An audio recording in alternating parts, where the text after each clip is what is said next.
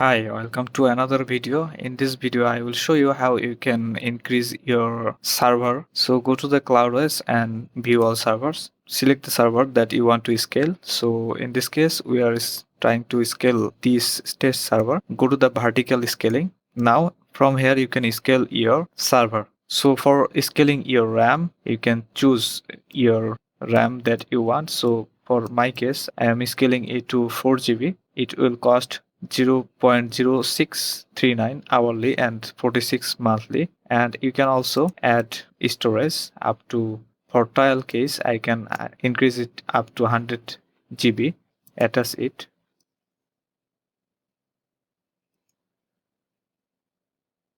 So the block is attaching, and the server is now busy increasing the block. Thank you for watching this video.